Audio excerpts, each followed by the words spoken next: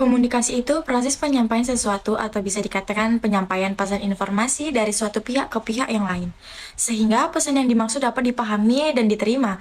Menurut salah satu ahli, menurut James Stoner, komunikasi itu suatu proses pada seseorang yang berusaha untuk memberikan pemahaman dan informasi dengan cara menyampaikan pesan kepada orang lain. Ada beberapa karakteristik komunikasi. Yang pertama, pesan yang disampaikan harus jelas, sederhana, dan mudah dipahami oleh penerimanya. Yang kedua, informasi yang disampaikan harus bersifat valid, tidak boleh samar atau salah. Yang ketiga, komunikasi merupakan suatu dasar pengambilan keputusan. Jika suatu informasi dalam sebuah pesan tidak lengkap, maka hal tersebut menyebabkan keputusan yang salah. Yang keempat, komunikasi bersifat linear atau satu arah, dengan komunikator yang sangat aktif dalam menyampaikan pesannya.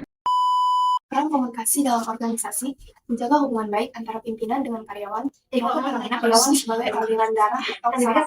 Organisasi menghubungkan antar orang dan antar bagian dalam organisasi serta sebagai alat pendorong motivasi kerja. Peran komunikasi dalam pendidikan berperan dalam pengawasan pembelajaran sosial dan menyampaikan informasi, memberikan pencerahan kepada masyarakat di mana komunikasi masa berlangsung. Fungsi komunikasi yaitu menyampaikan informasi sebagai penyampaian ide ataupun pikiran dari satu pihak ke pihak yang lain. Yang kedua, penyampaian pendapat komunikasi berfungsi sebagai penyampaian pendapat agar informasi dapat diterima oleh masyarakat luas apa yang berkaitan. Yang ketiga, interaksi manusia. Komunikasi merupakan bentuk interaksi dengan orang lain yang memungkinkan kita untuk memperkenalkan dan memahami perbedaan. Yang terakhir, proses komunikasi yaitu pengirim, pesan, penerima, komunikasi penerima, dan umpan balik. Selanjutnya, ada beberapa hambatan dalam komunikasi. Yang pertama, hambatan pribadi yang meliputi sikap, prasangka, emosi, stereotip, dan lain-lain. Yang kedua, hambatan kultural yang melibatkan perbedaan budaya, kepercayaan, dan keyakinan yang mempengaruhi cara komunikasi individu. Yang ketiga, hambatan fisik menjadi hambatan yang disebabkan oleh kondisi fisik manusia, kondisi fisik yang berhubungan dengan waktu dan kondisi peralatan.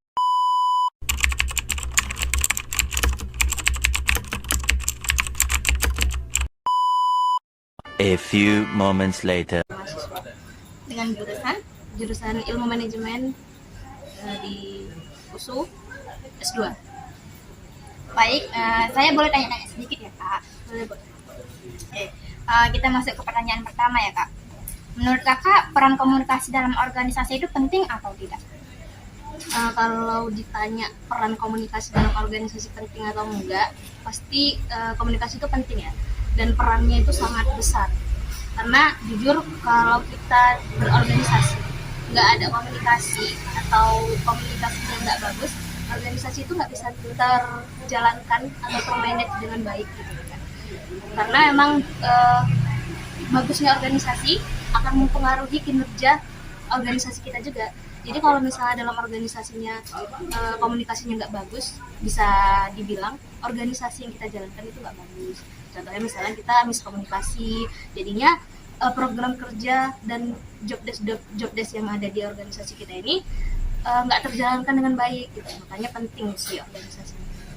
Oke, baik. Pertanyaan yang kedua, menurut Kakak seberapa penting sih komunikasi organisasi itu? Menurut saya seberapa penting, kalau misalnya diukur dari angka dari 1 sampai 100, organisasi itu pentingnya sampai 100. Seperti yang udah saya bilang tadi, bahwa kalau di organisasi komunikasinya nggak bagus, ya organisasi yang kita jalankan nggak bagus gitu, bisa dibilang. Karena dari pengalaman pribadi, contohnya kalau saya di organisasi kan LDK gitu. Kalau misalnya kita nggak mengkomunikasikan segala sesuatu yang ada di organisasi dengan baik, organisasi yang kita jalankan itu nggak baik gitu. Makanya di setiap organisasi itu penting komunikasi, dan kalau misalnya di organisasi itu misalnya setiap minggu atau setiap bulan, bahkan setiap harinya itu ada namanya musyawarah dan evaluasi. Nah, artinya setiap hari atau setiap minggu kita dievaluasi bagaimana kinerja yang kita lakukan di dalam organisasi itu terjalankan atau enggak. Nah, kinerja ini diukur dari komunikasi yang kita buat di dalam organisasi gitu kan. Kalau misalnya komunikasi yang kita lakukan dalam organisasi nggak terkoordinir dengan baik, ya bagaimana kita menjalankan organisasi, karena organisasi terjalankan kalau ada komunikasi antara satu dengan lain. Lalu pertanyaan yang berikutnya, apakah komunikasi itu berpengaruh dalam pengambilan keputusan di organisasi? eh, berpengaruh itu tidaknya, kalau menurut saya itu sangat berpengaruh ya, karena seorang pemimpin atau ketua di dalam organisasi itu kalau mengambil keputusan wajib dikomunikasikan dengan anggotanya. Contohnya misalnya kita mau ngambil keputusan, kita mau menjalankan job desk yang satu, tapi nggak bisa kita jalankan karena masalah ada kendala atau apapun segala macam itu. Jadi harus kita ambil keputusannya bersama-sama.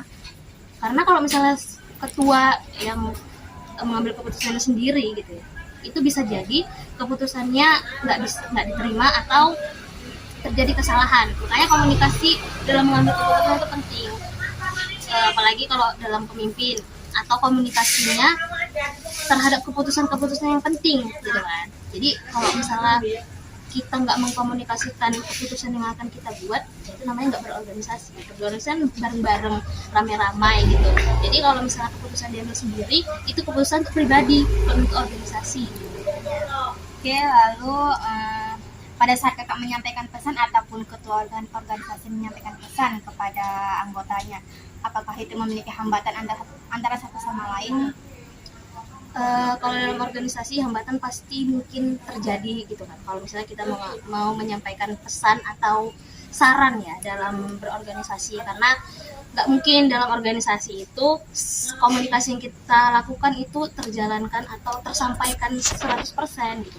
Pasti ada aja hambatan-hambatan yang terjadi dalam berkomunikasi dalam organisasi.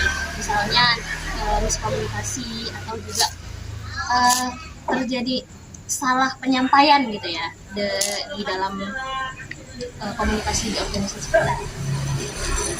Lalu yang terakhir nih ya Kak, bagaimana cara organisasi mengatasi masalah komunikasi yang terjadi di dalamnya? Kalau cara mengatasi terjadi kesalahan komunikasi ya, setiap organisasi beda-beda menjalankan atau mengatasi hambatan ini gitu kan.